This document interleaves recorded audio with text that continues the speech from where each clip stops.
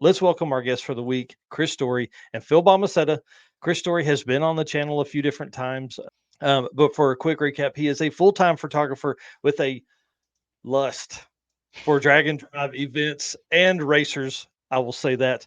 Phil is best known for a ZR1 Corvette that pulls a mini me Corvette kids bed, and they just pulled this thing more than 10,000 miles. They were Yes. together for a month in a Corvette. I don't know. There had to be some weird moments in there, and we're going to get into it. So, guys, if you're watching this, please hit that share button. Please hit that like button if you have not, and let's bring these guys in. Chris, Mr. Chris Story, and Mr. Phil, how are you What guys up? this evening? What's up? Man, Good. How are you? I, I'm excited about this, guys. This is going to be a fun one. I know you guys have been so busy getting all this stuff together. We were supposed to do this last week. I got sick. Eric had an eye infection. It just did not work out. So I appreciate you guys changing up your crazy schedules to accommodate us and tell some fun stories. You guys spent a month together, more than Yep. 10,000 miles in a Corvette. It's not like you spent a month in an RV. Like you spent a month together just hanging out. Like Tell three us a inches little. apart. Yeah. Yeah, I mean, like at what point is the elbow touching? Okay, hey, it's gonna happen. Like how were you 1,000 miles in? Or were you 100 miles in? Shit, probably 5 miles in. Whatever. Oh, what's up, Nick? That's Nah, awesome. it really wasn't that bad. Well, Thank you. walk us through a little bit of kind of the lead up to this because this isn't something that is a last minute plan, is it? It kind of was. We knew about Alaska Speed Week like around 6 weeks time when they announced it, Hmm. and then we didn't know when sign up was, and sign up was I believe in like April, May area.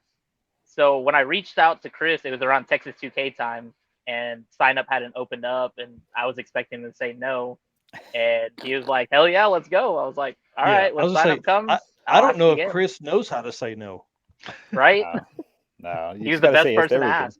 Yeah, Yep. Yeah, absolutely. that's cool. So you hit him up. You're like, hey, what do you think? He says yes. Walk us through that next few weeks. The next few weeks was us waiting for sign up. Sign up came up like literally the day before. I said, "Hey, are you sure you want to do this? If you back Yep. out, I may not go, but I'd prefer if someone went with me." And he was like, "Yeah, I'm down." So I signed up. Yep. Yep. That was pretty much it. I was busy at other events. So to be fair, I did zero of the planning or anything. Phil did all of that. All I did was just say, "Yeah, I'll go with you." Nice, Yeah, nice. I sent him an Excel spreadsheet. I was like, "This is where we're stopping. Yeah. This is how much it's gonna cost. This is sunrise here when we leave, sunset when we get here. X Yeah. amount of hours, X amount of miles." Yeah. I'm Now, pretty are, OCD about it. I was going to ask if you're a little nerdy about that kind of stuff. Like you're Oh yeah. figuring up, hey, we need to drive. What was the daily mileage plan to because Um. here's the thing, there's an adventure just getting there. Like Yeah. because Phil lives in Houston. Yeah. Yes. So how many miles did you need to drive a day to get there in time? So I didn't go based on miles. I went on time. Mm, I wanted to keep it around 12 hours, give or take. Some days, our longest day I think was 15 on paper. Our shortest day was 5, which was just Great Falls to Calgary. And but I had planned to go to Banff National Park and stuff like that. So it ended up being like a 12-hour day anyways. But yeah, I planned it around that. I knew on paper it was like 70 hours to go from Houston to Alaska, not including going up to Tulsa, picking up Chris and all that stuff. So I kind of had a loose plan. Well, I had a pretty concrete plan on the way up and a loose plan on the way down. So yeah, I can appreciate that. I mean, you got to get there. Like that's yeah. and the adrenaline is high getting there. We're going to talk about y'all's trip home, but let's uh let's tell some fun stories on the trip up. Like so you're in Houston, you go to Tulsa. I mean, that's what 6 hours, something like that. That's an About easy 7. trip. Yeah. right? So you snag Chris. Where's the night of day one of the Phil and Chris show? Where'd you guys make it to? Day one was we made it to Denver. Shout out to Nick Ball for letting us stay. We stayed at his place. He's a fellow race weeker. I knew that was like a 10-hour drive from Tulsa to Denver, so that's where our first night basically started, or the whole trip started. So That's pretty awesome. So actually, let's back up real quick. Where did you guys even meet? Like I'm assuming it was probably on a drag and drive somewhere, and then like you talking about personally? Where Yeah. we met? yeah, you guys. I don't even really know, to be honest. I think it was Rocky Mountain Race Week when we really started talking, but we'll call him a local legend around here because he is. He's a local legend around here, and then dipped and left to Houston. So like I think we knew about each other, and then we just happened to both be at Rocky Mountain Race Weeks at the same time. But I'm not really sure. That's about it. I was gonna say farmersonly.com, but looking for a passenger. Yeah. It was something drag and drive related. I had heard a lot about him, and then I think it's probably something he shot my car and sent me a message or something, and then I was like, "Hey, I know who you are." He's like, "Hey, I know who you are," and that was it. Yeah, it was funny. We were trying to figure that out on the way up. Actually, we had how did we even meet? Like, why are we here at this? Like, that's race car friends all day right there. I had no idea where we met. Yeah. That's cool. So So day 2, you get up, and how far do you get on day 2? We did Denver to Great Falls, Montana. I believe that was a 12-hour drive, if I remember correctly. Yep. I had booked an Airbnb out there, and yeah, we ended up. That was a pretty smooth drive, I'd say. We got there probably 11, 12 o'clock at night. Yeah. Got a pretty good night's rest. Nice. And then nothing exciting there. So day 3. Day 2, the only excitement was Chris found a bomb barbecue spot. That was probably the highlight of it. The rest of the drive was pretty boring and straightforward. It was a pretty sketchy barbecue spot, I might add. Oh yeah. Barbecue places, the sketchier they are, the better they are. Yeah, exactly. It was great though. It was real good. Yeah, surprisingly, the farther north you get, I feel like barbecue sucks, but it was surprising. So then day 3, you get up, and how far do you make it on day 3? Day 3 was our short day, so I didn't know what would happen when we crossed the border. I mean, if I saw a little Corvette behind a big Corvette, I'd probably search the whole thing and ask if you were on drugs. But yeah, I planned it out because I didn't know what to expect. Plates? Yeah, with Texas plates. But it was a short day, so we went to Calgary, 5-hour drive, and then went through the border, no problem. Nice. And then where did you say you stopped that night? Calgary. Okay. Calgary. Yeah, that's at Banff National Park. Yep. I'm gonna flip through these as we talk here to give the folks that are watching this something, because I'm telling you, this had to be one of the craziest views of, because you guys are in a part of the country where typically, a lowered, slammed Corvette isn't something that people are going to see cruising around. Is that right? Yep. Oh, yeah. Exactly. Yeah, and the pictures don't do it justice at all whatsoever, even a little bit. Like, to the point where I posted that very first picture that you showed in a photography competition that was like, because Photoshop has that AI thing now where you could just like type in, I want a mountainous background or whatever. And so the guy was like trying to figure out if it was what was Photoshopped and what wasn't Photoshopped. And he guessed the entire background was Photoshopped. And he was mildly disappointed to find that none of it was. But I guess it's just a small test. Like, that place is just wild looking. I mean, it's so cool. As you would post pictures or stories to your page, I would show the wife. I'm like, man, look at the adventure these guys are on. So, and these are pictures that are, done up afterwards. These are probably posted after you got on July 20th. Yeah. I don't know if you guys are on the trip or this is after. I think this is probably after, isn't it? Yeah, it's a couple weeks after. Yeah. Yeah. So that's a couple days. Yeah, right. So how does this work? So you guys are going, how long were you in Canada? Like how many miles is that? And then, like any other border crossing funny stories. And we're definitely going to talk about the road you guys drove in Canada because that was pretty interesting.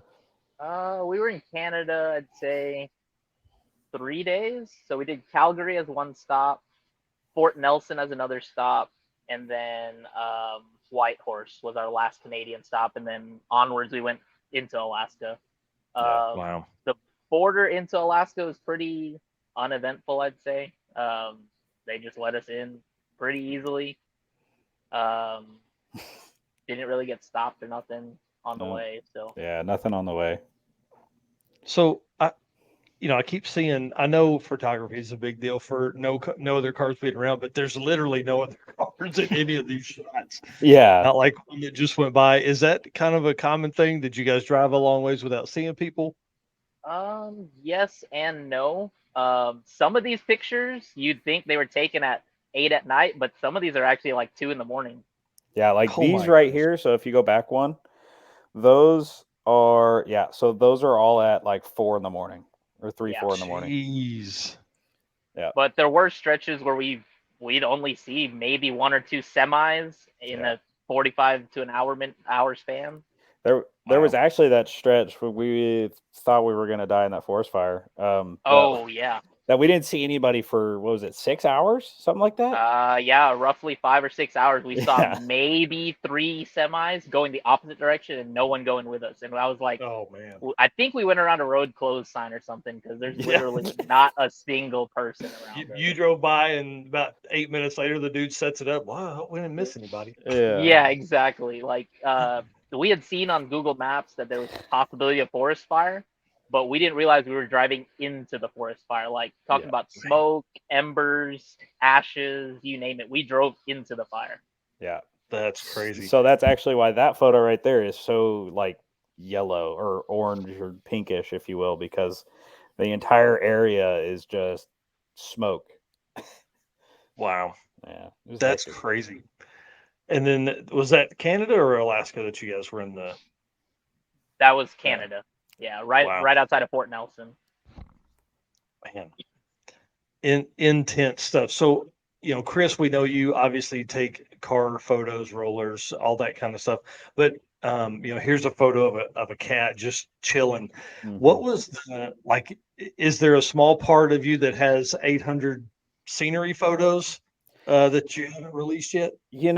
I wish there really was. To be honest with you, about at this point in the trip, like chronologically as you're going through these photos, I kind of somewhat just wanted to take it in. I realized that I Yeah. wasn't going to do it any justice, and I was like, I'm just going to look at it. Like, Yeah. so regretfully, I wish I took more after I had gone back through and edited. I really, really wish I had taken more photos. But I also didn't want to get too wrapped up in taking too many photos and just like be there, be present in the moment, and kind of just take it all in. Right. It's Yep. it's kind of a tough balance there because you want to enjoy it, but you also want the content as well. Yeah.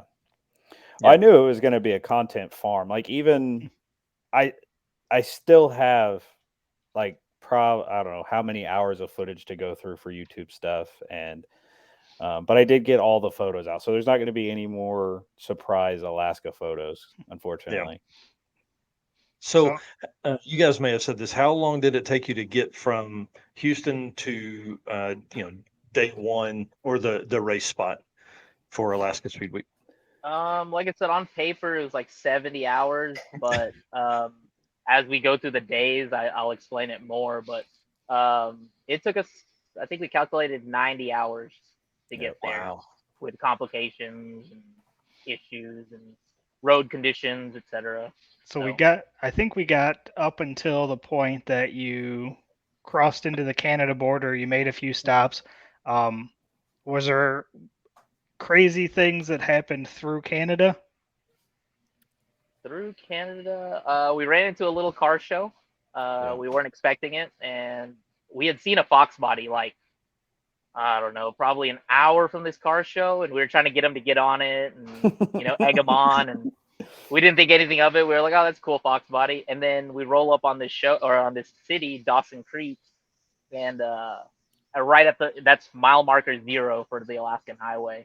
Yeah. And right there at the sign, there were probably, I don't know, 20, 25 cars hanging out. And one of the cars was the Fox Body. He had driven, I think, an hour south and came up just for the show. First time taking that car out, and I think he said 5 years. Yeah. Wow. Yeah. So you guys So stop and hung out for a bit then? Yeah, it put us like, I don't know, 2 or 3 hours behind schedule because we just sat around, BS with everyone, explained what we were doing, explained the Texas tags, explained basically all of it. So explain why there's a mini me Corvette on the back of behind the car. Yep. So what were the general reactions? Was it "Are you crazy?" or "I've heard of drag and drive," or what? Like what were the reactions from folks? It was a little bit of everything. I'd say everything from why to what are you thinking? Are you crazy? What made you do this? Yeah. The usual, but most of it was all positive. I don't think any of it was negative really. So it was all pretty cool to see everyone's reactions and get everyone getting good laughs and stuff. So yeah, we definitely got a lot of why did you guys do this, and that has to suck. And we're like, it's not bad, but yeah. It wasn't bad to that point. Yeah. So go ahead. I was just gonna say, so what day are we on at this point then? Is that 3, I think. 3 or I think maybe 4. We might be at 4. By the time you hit that car show? Yeah, we hit the car show. That was at Dawson Creek, and I'd like to say we stopped at Fort Nelson that night. That's when we went through the fire after that. Okay. Yeah, we stayed in that Airbnb that was like somebody's basement. Yeah, it was actually really nice. We rolled up at 3 a.m, accidentally woke them up, and yeah. Well, we couldn't like message them because we didn't have cell phone service either. So we're kind of breezing through it a little bit, but it's like a forest fire. We have no cell service. Haven't seen anybody in hours. It's dark. It's stupid dark. We almost hit, what was that, a deer, I think? Yeah, a couple of deer. Yeah, a couple deer. Just random animals. There's animals everywhere. It's like Jumanji, by the way, on this trip. Yeah. So like every time we're driving, there's always the chance, but they're just everywhere. And this is still in Canada, right? This is still in Canada, Fort Nelson. Yeah. Okay. So then you guys leave there, and then where do you head from there? We go to Whitehorse from there. I'd like to say that was a 14-hour trip on paper, and we probably did it in like 17 or so. We got to Whitehorse, so we were supposed to check out of the Airbnb at like 6 a.m. and we got there at 3 a.m. Or no, we were supposed to check out at 10 and we got there at 7 a.m. Sorry. That's what it was. Yeah. We got there at like 7 or 8 and we were supposed to be out at like 10 or 11 or something like that. Yeah, and we stayed on the upper floor of someone's barn and the dude was downstairs and we almost walked in on him. We could see him through the window sleeping. Like he was out. Yeah. So did you guys just sleep for a couple hours and then get up and leave, or did you guys end up staying later? No, we basically slept for maybe 2 hours, I'd say. We showered up, brushed our teeth, got in our sleeping clothes or whatever, and woke up at like 9:30, checked out at 10, and dipped out. Yeah, it was right at 2 hours. Yeah. Wow, that's crazy. And so let's talk. At this point, you guys are 4 or 5 days in. You're getting into a swing. Like, who's running the radio? Who's running temperature controls? Chris, are you editing stuff yet? What's going on? So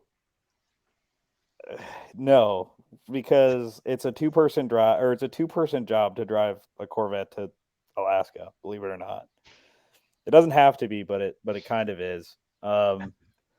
So, like I said, there's no cell service, so we didn't download music before. Well, Phil had some music on his phone from like 2005. We didn't have a dongle to like plug into my phone, so we listened to the same playlist for like 2 weeks, essentially, or 3 weeks. I only had 200 songs in there, and we were listening to everything from Taylor Swift to Young Dolph. to who knows what, George We- Strait. We know every the- lyric to all 200 of those songs, by the way. Oh yeah, and they played probably at least once, twice, 3 times even. Oh yeah. Man, that's great. You guys are going to hear one of those stories 12 years from now, or something 12 years from now, and be able to every pitch, every note. You're gonna. Oh yeah, Oh yeah. We're in there like swimwear, buddy. Yep. Yeah. We're Swifties now. Yeah. There you go. So we're on day 5. You're into Alaska. What are the roads like? Because that was one of the things that I did see a few posts about was struggles with the road and tires and things like that. Yes. So day 5, we started out in Whitehorse, out of that guy's barn. On paper, this was only going to be an 11-hour drive. I tried to keep it short-ish, and we leave Whitehorse. Everything's pretty good. The Alaskan highways, it's been all right, not too bad. Well, I can't remember exactly how far, but the next major city we hit is called Destruction Bay, and it's a beautiful city, but the name is it lives up to its name, basically. Like, the moment we passed Destruction Bay, if Chris and I didn't know what we were doing, and if Chris wasn't like fully aware, if I wasn't fully aware, potholes would sneak up on you, and we would have destroyed the Corvette. We wouldn't have even made it.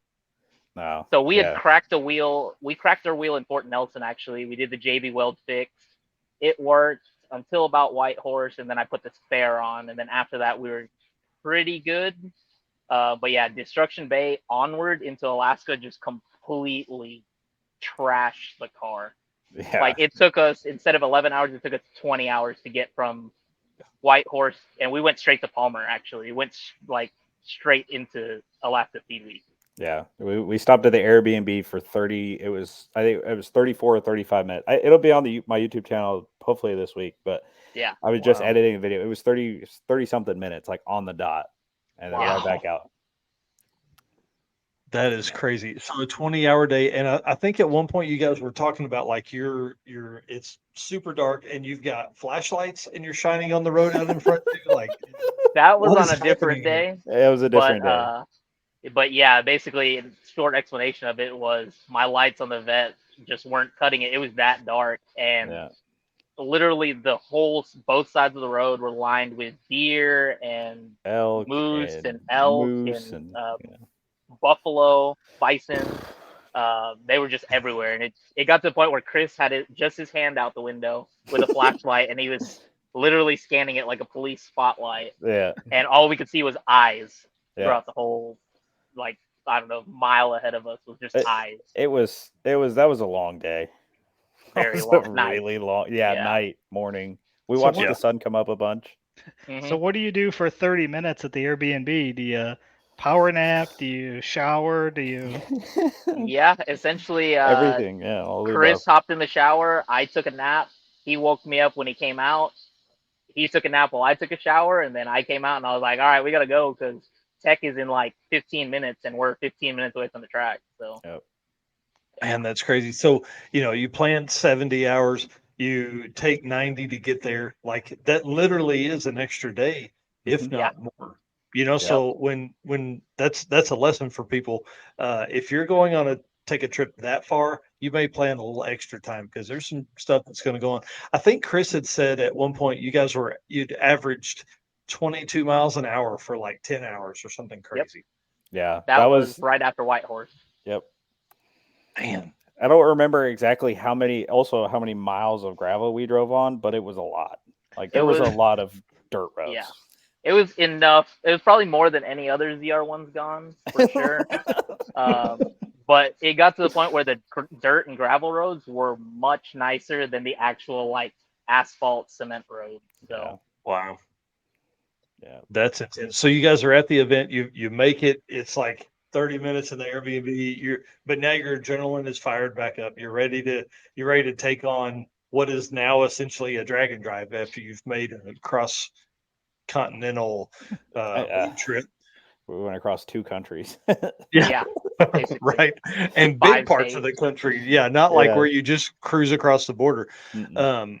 So how was the week? Were there some cool cars? Obviously you met some new race car friends, but like, tell us about the week and tell us what you liked most? Is there some things you'd like to see him change? I'll let Chris start off, I guess. Okay.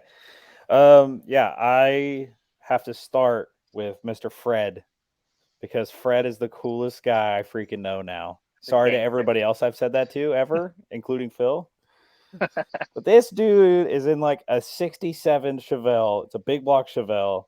Dude runs, I think, 11s, right? Yeah. 11.0. Yeah, 11.0. 11.0. Yeah. Yeah. Stick shift car. Manual 4-wheel drum brakes.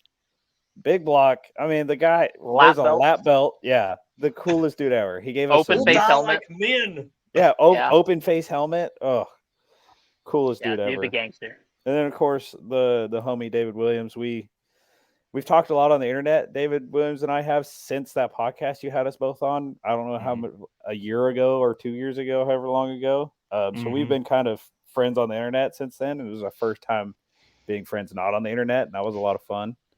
Yeah. Of course, and let's tell a quick David Williams story. Insane maniac drives from his house in mid Florida to Key West and then makes the trip. Yep. And then does the whole week, and then goes to Prudhoe Bay, and then does more shit in Alaska. Then comes home. Is he home? He's home. Yeah, that's awesome. Yeah. I think he had like 7,800 miles or something crazy like that to start the week. It was pretty cool, and he was in a LS swapped turbo LS, like square body Suburban. Yep. So not fast, but there's a lot of pictures of David Williams and his co-pilot with one of them sleeping in the back seat. So that's something you guys didn't have the luxury of, was a back seat for sleeping. Nope. So or sleeping in general. Yeah, I was going to say, that car is probably not, it's comfortable, I'm sure, but there's no real sleeping opportunities there because you guys have flashlights out the window watching for mule deer. You also can't lean the seats back. Yeah, they don't lean back. Yeah, so you sleep sitting up. Yeah. Oh, yeah. So like I did a lot more sleeping on the trip than Phil did. But I probably, because like you said, like most of your time is spent watching the road. That's why like I didn't edit a whole lot on the road either, because I couldn't. You just had to pay attention. There was potholes and whatever. And shout out to Phil for only hitting like 2 potholes the entire trip. Yeah, 2 out of like 4 million. Yeah, literally 4 million. We passed potholes that were as big as the damn car was. Like just. I don't know if they've gotten to the picture yet of the pothole we passed that I stood by. So was there a lot of traffic, and were people swerving around, or were people just going through them, or? No, so surprisingly, there's little to no traffic on the Alcan. Most of the traffic on there, you don't see a car. Like, you don't see much less a Corvette. It was mainly like Dodge Rams, F-150s, and then the rest of them were all semis. Mm-hmm. But we had stopped somewhere. We got some really good cinnamon buns. And the lady had said, watch out for semis, because when they're coming towards you on the gravel roads, they'll throw up rocks. And she had her driver's side window busted out. So what we started doing was, whenever we could see a semi about a quarter mile up the road, we would dip the Corvette nose first into a ditch. I'd roll the driver's side window down and we'd let it pass. Like, I didn't care if I got pelted with rocks in the face. I just didn't want my window getting busted out. Yeah, that'd have been way worse. I think there was a post maybe that you had made about these guys had never seen like a 22-inch wheel, so who knows how long it would have taken you to get a Corvette driver's side window. Right. Exactly. Yeah. Right. So did you guys take turns driving, or Phil, did you drive the entire time? I drove the majority of the time. The one I let Chris drive on one stint. I just enjoy driving, so the time Chris drove, he drove for about 7 hours, I'd say, but I was 30 hours in on that trip, like by myself, and I was like, I could probably keep going, but we're like 8 hours away from our destination. I was like, it'd be better if Chris drove, because I'm not trying to kill us driving 40 miles straight, or 40 hours straight. Sorry. Yeah, Phil doesn't trust me with his car, if you couldn't tell. I just like driving, man. No, we're both that kind of same way, because like he does all of his drag and drives by himself mostly. And I also do all of my drag and drives pretty much by myself. So we're both super used to driving for extended periods of time by ourselves. And neither one of us cared who drove. So Phil was like, I'm cool driving. I'm like, I'm cool napping. So whatever, man. Like, Yeah. Well, I mean, when the idea behind it was Chris could knock out work while I was driving. I was, looking out for him at the same time, and then at the same time, I just like driving that much. So right. Yeah, what That's at I the end heard, of the day, it Mike, worked out. what I heard, Mike, is there's 2 open seats and 2 vehicles, and there's 2 of us. Yep. That's true. Yeah, I'm in. This is true. Don't you threaten me. That's cool. So, all right. So, sorry. Back to topic there. I'm loving the story. So, David Williams, you see David first time you Mhm. guys are hanging out in person.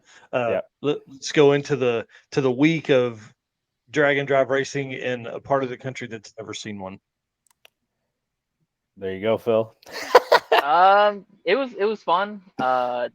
We didn't know what to expect. I had told Chris on the way up, I was like, I'm expecting it's either going to be really slow cars or really fast cars, and we're just going to be that in between. And it actually ended up being a combination of both. Not calling anyone slow, but it was a good mix of anywhere from 10-second cars, 11-second cars to 13, 14, 15-second cars. It was a pretty good and diverse group. We met a lot of super cool people. We were the only, me, Chris, and David, and the rest of David's crew. We were the only ones from the lower 48. Yep. Oh, So wow. That's cool. it was one of those deals that I was like, they're either gonna just shun us and hang out amongst themselves. Or we're gonna be by ourselves. I didn't know what to expect, and it ended up everyone was super cool. Super And cool. took us to places that I don't think we would have seen if we had done it on our own or as a tourist. Yeah. We got to see little towns that weren't even on the route, so to say. Yeah, they took us pretty much everywhere. We got a really good taste of Alaska and Yep. what they're all about. Yeah. Yeah, they definitely treated us right for sure. Like we did all sorts of cool stuff. Like we went shooting, we saw a glacier, we went out to eat good places, there was this dude named Shaggy who tried to kill us on his side by side, and then Yep. all sorts of stuff. But they Top really 5 were. sketchiest moments. Oh yeah, for sure. It was hectic. And where was that at? This was in Canicross at the airport. At the airstrip. Yeah, we Okay. pulled up, and we hadn't even unbuckled our seatbelts. And Shaggy was like, "What are you guys doing?" And we're like, "I don't know. We just got here." And he pulls up in his 4-seater Razor 1000 turbo, and he's like, "Hop in." And we're like, "All right." Didn't know what to expect. I thought we were just gonna rip it down the runway. Takes us down. Yeah, well, we did, and then we take this hard left turn into the forest, and I'm talking about trees like a foot on each side, like trees just lining for like, I don't know. It felt like 20 miles, but it was probably like 2. Yeah. And we're going 80 miles per hour, 80, 85 miles per hour, full speed, hitting jumps, hitting bumps. Just Oh yeah. the whole time in my head, I was like, trees don't bend, trees don't bend, trees don't bend. But yeah, I don't think I'd trust anyone else doing that. I couldn't trust myself doing that for sure. But Yeah. shout out You're to like, Shaggy for showing us a good time. This local guy's good to go. Yeah. Man, that's crazy. So that you guys raced, obviously we got Alaska Raceway Park pulled up here. Mm-hmm. You guys raced there on day 1, and then it was like a 2-day drive, right? Or like a day, and then you raced the next at an airstrip, right? Yeah, kind of. So day 1 was Alaska Raceway Park in Palmer. We would go through racing there. Pretty good day. It almost got canceled. They had told us that Alaska Raceway Park has its own kind of weather system. So it starts raining. They cancel the points race, which was a whole different event. And then they were like, we'll wait it out. And then like clockwork, 30 minutes later, it's bright and sunny and nice. And we go on to race and do our thing. And then the next day was a drive day. And the day after that was a car show. So technically another drive day. And then we raced the day after that. Yep. That's the car cool. show is a nice addition too for a small, like a smaller drag and drive. It was a nice kind of way to get into the local populace a little bit, you know. Mhm. So there was a bunch of cars that were coming out for some no prep race that was on like Friday, I think, but they Yep. came to the car show and it was fun and they had food vendors out. It was from a guy that goes to a lot of Dragon Dives, it was a good, nice little break, if you will, from just like hardcore, just going at it the whole time. So Right. That's awesome. So you guys are you make you're at the second track. What and it was an airstrip, I'm right thinking Correct. that. Yes. Yeah. That's pretty cool. So that's I'm sure like is it was it prep? Was it no prep? Was it like just It was hey, basically no prep. we're gonna race over Yeah. here. yeah, no, Yeah, it was essentially. Yeah, it was like a no prep asphalt runway, which was an Sweet. active runway. So there's a photo somewhere in there of like a bush plane taking off. Mhm. Oh, So cool. at any second they could have like shut the runway down for whatever purposes that they needed. But Wow. there were planes flying in and out of it. I think there was only like one or two, but it was still Yeah. kind of hectic to see. That's Yeah, cool. And I can imagine.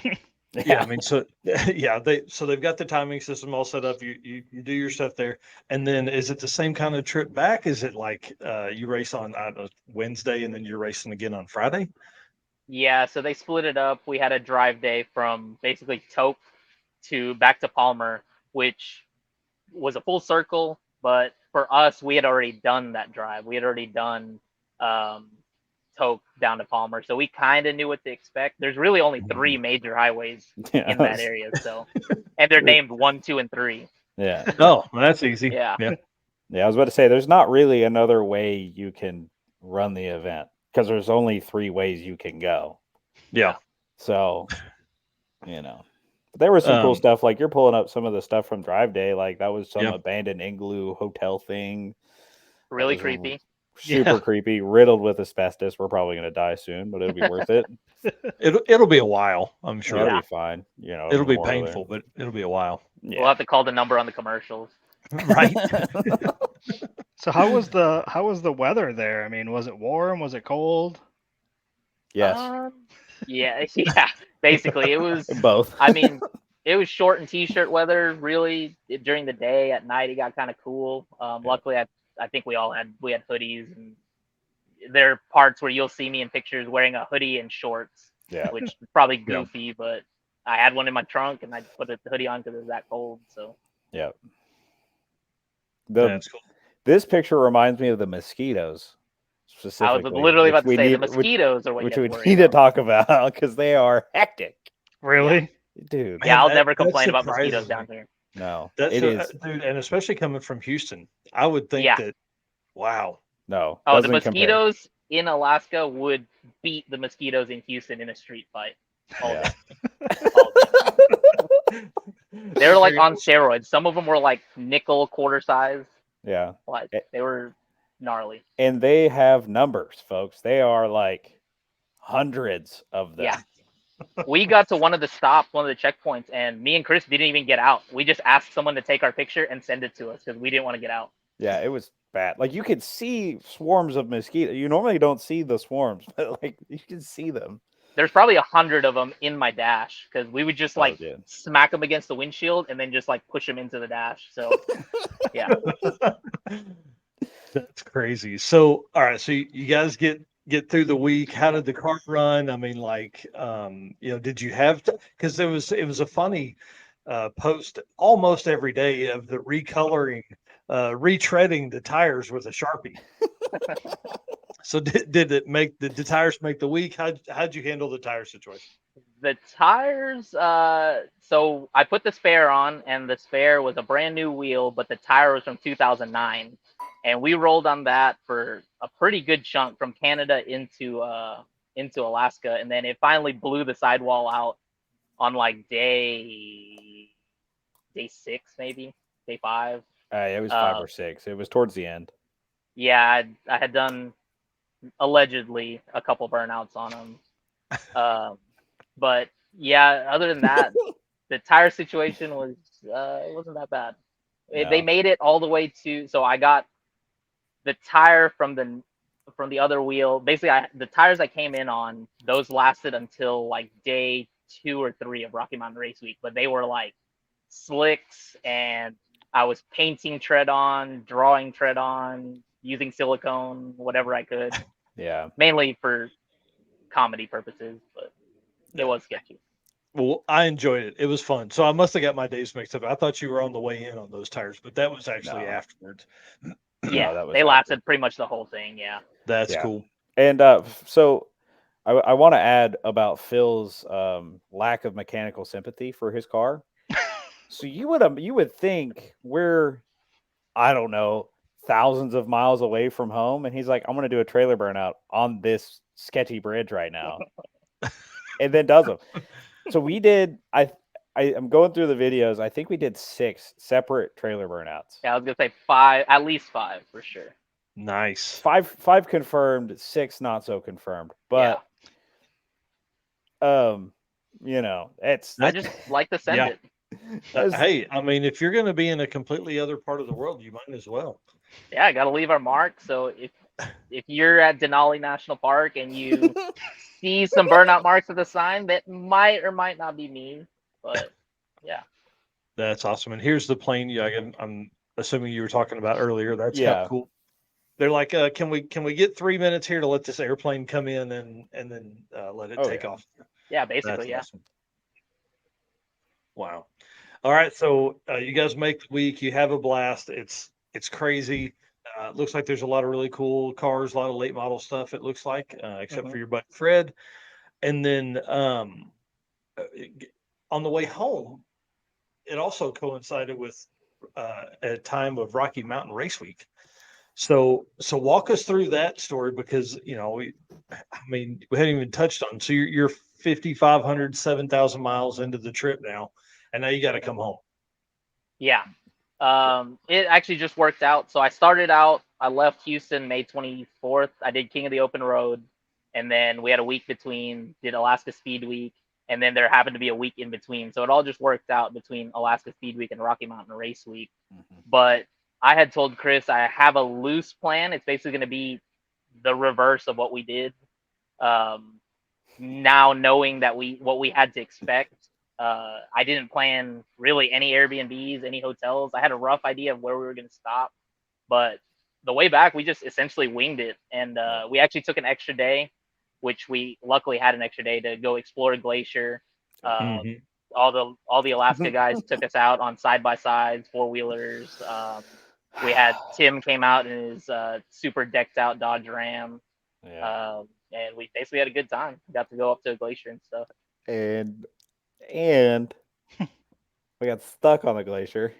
Oh yeah, we did get stuck on a glacier because our dummy selves decided to jump over to it.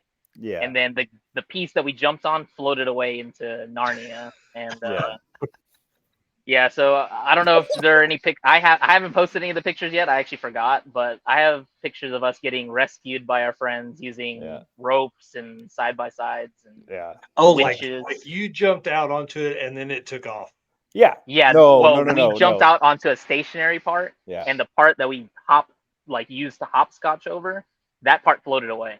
Oh, so our bridge left. So we didn't have there was no more floating pieces of ice that we could jump on to make it a not wet trip on the way back. And that water was it was freezing, stupid and cold. Deep. Very deep. It's hard to explain how deep it is. I try to explain it, but we were on the ice rock piece and you look down and you're like, that's really deep. But then you realize that the bottom of the glacier is twice the size of the piece you're standing on. Yep. Wow. So it had to have been 10, 15 feet deep down there. Minimum in a flowing piece of water just on There's next Tim's to a truck glacier. right there. Yeah. So this is actually that day where we got stuck on the glacier. So nice. Yeah, the side by side we should have died in. Yeah. That dude's hectic. I think that's describes that dude very well. But just everywhere. But I got stuck on the glacier that day. We had that extra day, and then I'm trying to think about the trip back. The trip back was much more difficult than the trip there, on us, I think. Yeah, I think it was a combination of us just ready to be stateside. Yeah. I mean, we knew what to expect, but for some reason, it just seemed twice as hard going back home, even though Yeah. it was home stretch technically. Well, I mean, like, the hardest part of that is your adrenaline is beginning to wane. You're now how many days into this trip? 10, 12? Yeah, roughly. We're probably about 2 weeks in. Yeah. Yeah. So I mean, you start like it's hard to keep up at that level for that long and be in the same car with someone. Yeah. I would only imagine. We actually got along just fine. It's really like I'm very glad that we're both pretty normal dudes. Yeah. Chris had told me at multiple points, he was like, "Thanks for not being weird." And Yeah, I was thank you. like, "I am weird." And he's like, "No, not that kind of weird, but like being normal weird, I guess." Right. Yeah. We couldn't even explain it, but we just clicked. So Yeah. I had told him before the trip started, I was like, "We're either gonna love each other or we're gonna hate each other. We're gonna Yeah. love Corvettes or we're gonna hate Corvettes." And I think we love each other. And Chris is shopping for a ZR1, so There Yeah. you go. So he I can think it take was his a own win-win. next time. Oh, Yep. exactly. Yeah, that's the point. That's really fun. I would imagine the concert, because at some point you guys have heard the same song 9 times, and then it's like, okay, I'm gonna sing this part and you sing this part. I think that would be fun. So Yeah. Pretty much. you guys are on your way home. You're cruising.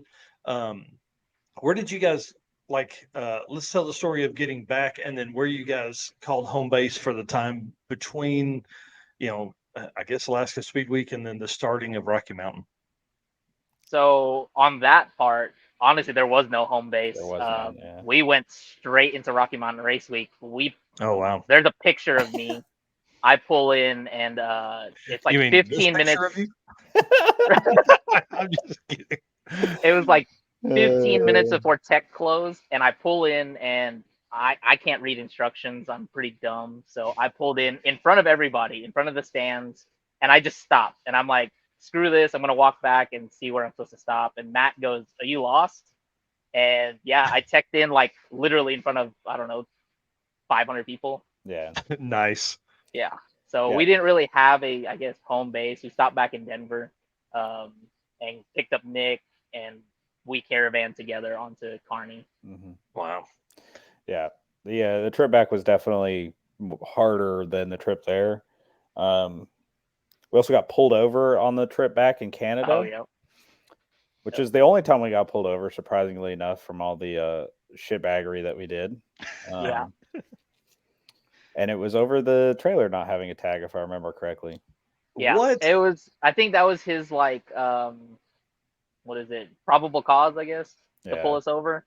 And in reality, he just wanted to pull us over because he had a C6 himself and he had never seen a Corvette, much less a Corvette pulling a trailer at 3 in the morning or 4 in the morning, whatever time it was. Yeah. Because we had decided to change it up on the route home. Instead of going through Calgary, we went through Edmonton instead, and that's where we got pulled over, was Edmonton. Yep. So was he cool and just hung out, or? Yeah, he was super cool. I thought he was gonna give us a hard time, but yeah, he was super cool, and he pulled us over like literally 5 feet from our hotel. We were about to pull in, and I was like, "Who's this guy riding on my ass?" I was about to peel off, and he lit me up right when I was about to drop a gear and just take off, because I thought it was just someone being annoying. But yeah, luckily I didn't, or else I'd be in Canadian prison right now, probably. Probably, yeah. Yeah, and then the only other real highlight I think from the trip home, I guess, would be like the border guy making you rev your car. Not making you, but encouraging. In order to let us through, he was like, "This thing loud" or something like that, and I was like, "Well, it's in quiet mode." So he's like, "Take it out of quiet mode." Yeah, he's like, "Let's hear us sing, man. Rev it up." We're like, "Okay." Yeah. The moment I revved it, I was like, "Oh, they're gonna arrest me right here on the spot. Yeah. It's a trap." And no, he was just like, "All right, have a nice day. See ya." Yeah, they all laughed. They're like, "It's super cool." Little did they know we had a kilo of coke in there. Yeah, in the mini me bit. I guess our only issue was we did have to have the tires flipped. Oh yeah, that too. We had done our 37-hour stint from Palmer to Whitehorse. Come to find out, Whitehorse only has like 3 tire shops, and 2 out of the 3 said no to flipping the tires. Yeah. The third one was finally like, whatever, we'll do it. Yeah. So we had the tires flipped inside out to have more tread. So the bald side was on the outside because my camber was kind of messed up with the trailer and stuff. So Yeah, Yep. we met another dragon driver there. yep. I don't know how to pronounce his real name. I believe they call him Rovic. Oh yeah, But he's Yep. got that. I think it's a Buick, right? yeah. The yellow Buick. The yellow Buick. Olds. That's what it is. Yeah, Oldsmobile. Olds. Yeah. Yeah. Yeah. So he kind of chaperoned us and whatever that was, White Horse. Yeah. How got the cool. tire fixed and all that other stuff. So we appreciate him helping us out. Yeah. There was Shout out to others. him for helping us out. Yeah, Rovic is so cool. Yeah, Rovic. So and then we also met Steve. Steve with the Celica. He's got the Steve- Celica. Steve the Wolf? 6 second Celica. Yeah, no, not Steve Wolf. Steve Wolf is Wolf's- cool too. Yeah, Steve Wolf's cool as shit.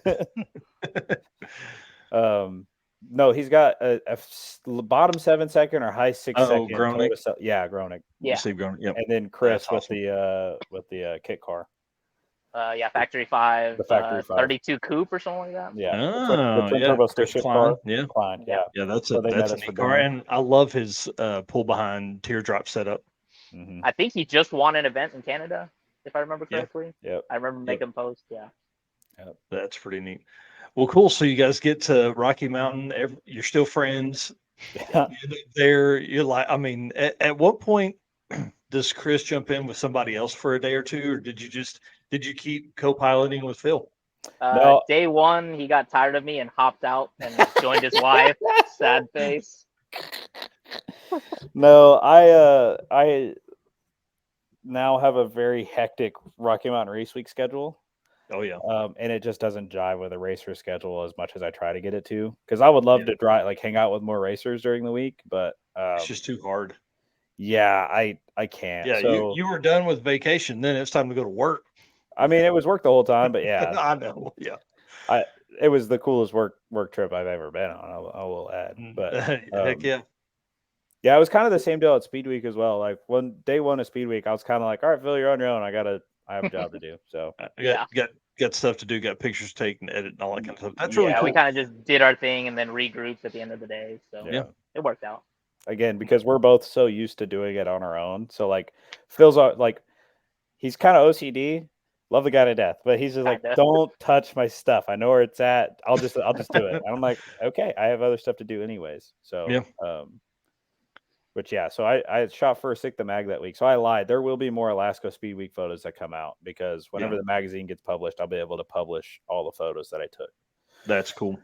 But so back to Rocky Mountain Race Week. No, I had to go straight to work essentially because we rolled in pretty late. So I think even seeing you guys, I was kind of just like, hi, I gotta go. Like, oh yeah. So yeah, don't touch my drumsticks. That's Phil, pretty much. Well, and I would think like, leading up to a trip like this, I mean, at the end of race week, I mean, I think you guys again, I've said it 5 times, more than 10,000 miles. That doesn't come without some kind of preparation ahead of time. Making sure like, hey, all the stuff we're probably going to need in the Mini-Me Corvette on the trailer out back, It's less than you think. Yeah, I honestly, up to the morning of, I was still prepping, and I actually took an extra day because, like I said, I did coder and stuff. I took an extra day, left a day later. The only things I packed that weren't normal were the spare tire. I don't normally carry that, and I carried 2 VP jugs full of 93. Wow. Other than that, I carried a fishing rod this time too. Yeah. Important things. Priorities. And did you catch dinner? Did you catch dinner one night? Get them. That's how. But was that Adam? I think so. Oh, he lives in Owasso, so. Sorry, we're mutual friends. Yeah, so I didn't prepare anything really extra. Everything was what I usually have in here, which is my drag radials, my jack, fluids, tools, stuff like that. But other than that, I didn't know what to expect. And it ended up working out. Now I do know what to prepare for: cracked wheels, stuff like that. But I really didn't know what to expect. So the next time you go on a trip that big, will you run like a 17 with some sidewall or? So I bought a set of C6 Z06 OEM 19s. I'm gonna try that out. And if not, I'm gonna try and get another set of 18s. But I think the lesson learned here is that I do need some sidewall. 25 series just ain't gonna cut it. Yeah. Yeah. So for everybody else that's gonna do this trip, and if you don't do it for Alaska Speed Week, you should do it for yourself. Steel wheels, a car you don't really care about, and a car you can camp in, because Oh yeah. all those outlook, like all those beautiful places where the cars pose and there's nobody else around, like there's generally a pull off and you can just camp there, just hang out, Yep. Yeah. sleep there. Nobody cares. You're not going to Just see anybody for hours. Throw a pop-up tent up and Yeah. get you about 3 hours of sleep. Yeah. Oh, absolutely. Yep. And then wake up to the most beautiful scene you've ever seen in your life. Man, that's awesome. Yeah. Red Hat Scotty's got a great question here. I see Chris is wearing the Questionable Performance Solutions shirt. So shout out to Red Hat Scotty and his team. Yeah. Phil Balmaceda, from Coder to Rocky Mountain Race Week, how many times did you change the oil? I changed it 3 times. So I changed it right between Coder and when we left for Alaska Speed Week. I changed it at Alaska Speed Week at the airstrip, and then I should be changing it right now. So technically 2 times, I guess. But I brought an oil pan. I brought 11 quarts of oil, and I brought 3 oil filters. Sorry. Yep. Yeah. Wow. So I'm prepared. I was prepared to do 3 oil changes. Yeah, that's pretty cool. So you guys get done with Rocky Mountain. Everything goes great. You see each other. You give a big hug. Was that how hard was it to be apart for the first day or two? I cried myself to sleep. Yeah, same. I really miss my good buddy Phil. It wasn't bad. I guess normal. I just went back to doing my own thing, like by myself, and we'd see each other at the race, like in between. Like, I guess that's probably going to Rocky Mountain was probably a good thing, because then, Chris is off doing his thing. He's staying with his wife, things like that, and then you're kind of racing your deal.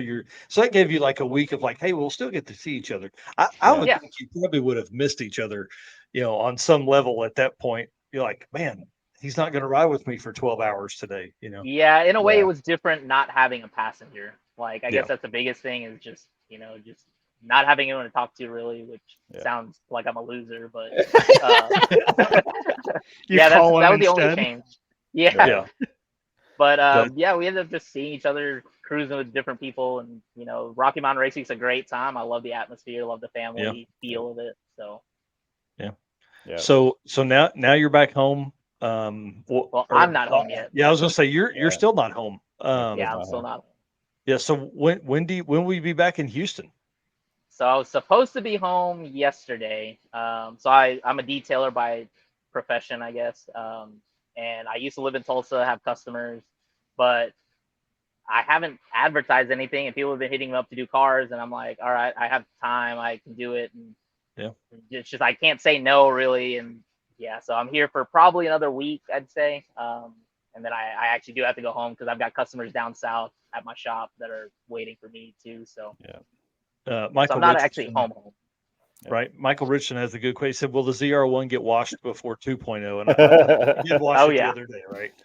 Yeah, it's getting a deep clean when I get home. I've been holding off, because I want to be able to have it at my shop, in a controlled environment, atmosphere, and I want to be able to take videos and all that stuff. I could do it now, and it does bug me a little bit, but it is what it is. I've actually got a ZR1 on the other side of the camera right now that I'm paint correcting while mine is crying for help. So nice. Yeah, I was gonna say, I saw one of your pictures the other day. It was like a super nice blue Corvette. Yeah. Looks great, and then yours is just in the back. And I could think of people that had made comments like, "Hey, when's that one in the back getting washed?" Yeah. So, he did a black one the week before that too. Yep. Nice. I've done 2 ZR1s before mine. So wow, that's pretty cool. Well, guys, I want to say thank you. Who are some people you want to give some shout outs to? I mean, I want to give you a few minutes here to talk. Kind of, I don't know, free flow with what you want to say to anybody that's out there, and can you recommend this trip to someone else? Phil, you can go first. I guess really my biggest shout out, and I've said it on social media multiple times, is big thanks to Chris for coming along. I really don't think I could have done, or I know I couldn't have done the trip without him. Anywhere from just looking up food to looking at traffic ahead, or looking for animals and stuff, and keeping me entertained. Like, that was a real big help. And like I said, I'd do it again with Chris or with anyone else, really, but Chris was probably the MVP, or definitely the MVP for the trip. Well, it helps when there's only one of us. So Yeah, I mean, we only had each other, so. But other than that, I'd like to thank like everyone in Alaska was super cool. All the staff at ARP, Michelle, the owner, Tim, everybody behind the scenes who helped out with putting the event together. Shaggy, sure I'm forgetting a bunch of other names, but all the people basically we met in Alaska were super cool. Made the experience one that I will never forget. Basically, they knocked it out of the park, showing us what Alaska is all about, and exceeded expectations, I'd say, for sure. That's cool. yeah, they did awesome. Yeah, no, the Alaska crew was so freaking awesome to be around. Like I said, they really treated us well. Like they took us out. We did, like I said, we had a great time in Alaska. We'll be doing it again. Yeah. For sure. Other shout outs, I mean, everybody that helped us on the way up and the way down, like I said, Rovic, anybody that helped like locate tires or wheels, or we have the Swede that like welded the Yeah. wheel for us. That's I think the one that was still on the car that we ended up driving the rest of the way back on. He welded that It's wheel still on for the us. car, yeah, or it's still in service. Right. Which he did that for 2 cases of PBR. Well, he did one wheel for a case of PBR, and then we cracked another wheel, and so we're like, well, what's another case of PBR? And I got him the 2 biggest ones you could. Yeah. So like 2, I think 36 packs, I think they were. Oh yeah. Yeah. Of course, Sig the Mag for helping me make that trip possible on my end. Other supporters of my program, Boost District's a huge one. Tick Performance, use Chris Story Photo as a code. I don't know what kind of discount it gives you, or if a discount at all, but it's an affiliate code. It gave me 10% more. Oh well, that's because that's the part they pay me. And then of course I got to shout myself out, so I'll be in Houston pretty much the entire month of August, but the month of September is a hectic one, folks. We have LS Fest the beginning of September. We have SET. Then we have King of the Open Road Tucson. I will be there for that. So if you want photos, Nice. Yep, Phil will be there as well. We're not riding together, but we should be. And then I have Duct Tape Drags, which goes right into Rocky Mountain Race Week 1.0. So I will be at all of those. 2.0. 2.0, sorry. Yeah, which 2.0. I'll be there as well too. Yep, Phil will be at that as well. Sweet. So and then I'd like to say I think we're both doing Death Week possibly. Yep, Death Week is on the schedule as well. Yep. And then ending it, I'll end my season probably with King of the Open Road in Ennis in November. Yep. Nice. Possibly thinking about Street and Yeet. Haven't decided yet. Man, I knew I liked you. Yeah. Just Yeah, all Phil- over the place. I love it. Phil's on track for like 7 or 8 Dragon Drives this year. Yeah, I'm Wow. gonna hit like 75,000 miles by the end of the year. Yeah. That's great. So I'm telling you, Dragon Drive will change your life. oh, Yep. And then unofficial Can't shout control. out, since they haven't sponsored us yet, but shout out to Red Bull. 3 Chris and I, yeah, gallon. Chris and I probably, we drank, I think, what was it, 90 cans? I think we counted the whole week. We were 3 to 4 cans a day. Yeah. Wow. For 20 something days. Yeah. That was actually one of the questions I had written down here to ask before we left was how many energy drinks you guys went through. Oh yeah, A lot we of drank Red Bull. Red Bull, Ghost, Monsters, you name it. We drank it. Yeah. Red Bull really owes me something after that. Yeah, month. we got to the point where TMI, but we were like, "Hey, I'm peeing fluorescent yellow. Is that normal?" Yeah, we had Yeah. we had a conversation. I was like, "Hey, man, I got a question for you." So it did get weird. It depends on what you call weird. I don't know. We're both so normal. When the streams joined, did it get brighter? That's the question. It glue in the dark. If you were curious. Yeah. There you go. So a couple other questions here I'll ask before we end it, but Sure. Gas station snacks. Do you guys bunch of snacks throughout the day or what? Go ahead. Oh, we can't hear you, Phil. Oh, we lost Phil's audio. Can't hear you. Oh, freaking Android doing Android stuff. If you had an iPhone, I'll take over for a second. So, gas station snacks. Phil is a large, different energy drink guy. All sorts of energy drinks. He likes the Ghosts, the whatevers. He likes gummy snacks. Found that out. We tried ketchup chips in Canada for the first time. They're disgusting. If you're from Canada and you think they're good, they're not. Lots of random assortment things. We lived off Lunchables for a couple days because there was no food for a large portion of the drive, like a 20-something hour stretch. There was no restaurants open. And if they were restaurants, they were terrible restaurants that you shouldn't eat at. So we ate Lunchables for a couple days. There was a day where we didn't. I think my headset died. He's back. Yeah. Yeah. So lots of Lunchables. A lot of Red Bull. Like more Red Bull than one or two people should. It sounds like a normal. Should have. Yeah. Yeah. Yeah, we had a bunch of I think he said ketchup chips, Mhm. Canadian Cheetos, which are cheesies. Those are really good. Cheesies are the shit. A little bit of every beef jerky, elk jerky, venison jerky, moose sticks. They sent us home with moose sticks and reindeer sausages. Yeah, so I got a real fast. Freaking Cameron gave us some reindeer glizzies, and they're the best damn reindeer glizzies, or they're the best glizzies, period. Yep. But they were delicious, man. I don't know. We had a lot of different things up there. Like some of the Alaskan locals would be like, "Here, eat this." I'm like, "What is it?" They're like, "It's a bear." I'm like, Yeah. "Okay, sure." Okay. I'm in. Well, And then- fuel. How much fuel did you burn through? Yes, all of it. Yeah.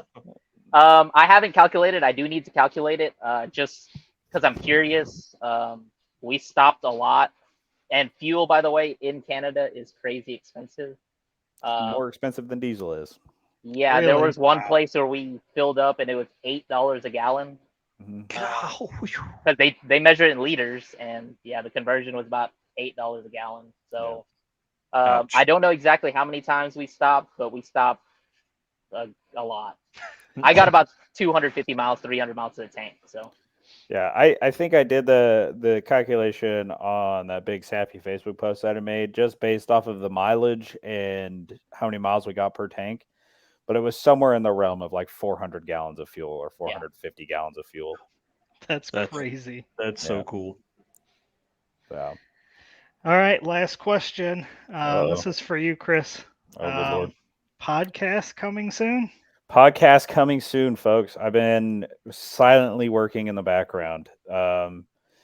Look for the first episode. I'm going to drop it on New Year's Day. So 1 January, 12:01 or 001 in the morning, I will be posting it. We're going to start kind of slow, about one a month, because they're going to be in person and very, very long format. And it's just people I'm interested in. So it's not necessarily only Dragon drivers, but also whatever else. I have other facets of life that I enjoy, photography, car racing. Well, I guess that kind of has to do with Dragon Drive, but I'm into a bunch of crazy stuff. So just whatever I'm into, we're going to do. And then I have a very, very hectic schedule coming up. So be on the lookout for some of those events, because I will probably be at an event that you're going to be at. So we should hang out. Yep. That'll be exciting. Yeah, follow everything Chris Story Photo or just Chris Story on Facebook. Have you come up with a name yet, or is that secret until it drops?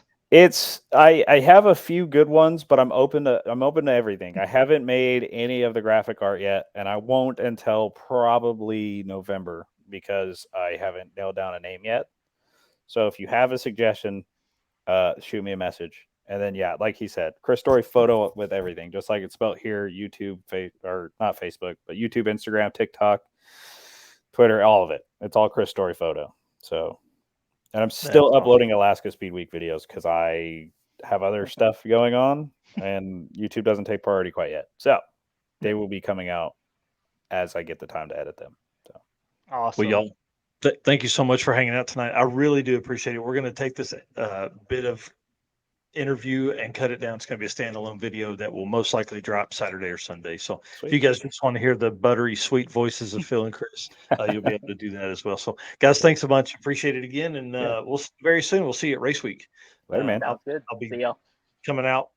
Can't miss Demir. So thanks, Dano. All right, guys. See you later, guys. Dude, how cool, man. That was a lot of fun. I love those guys. They are awesome. Chris Story is awesome. He's one of my favorite people in all of the automotive, I don't know, addiction or automotive world. I like him a bunch. Guys, I want to say thank you for hanging out tonight. We can't do this without all of you guys doing this and making comments. We had a lot of good stuff tonight. Eric kept us busy with of it on the screen, with people's comments and things like that. And if you want to say stuff in the comments section of this video, if you're watching it later, appreciate that.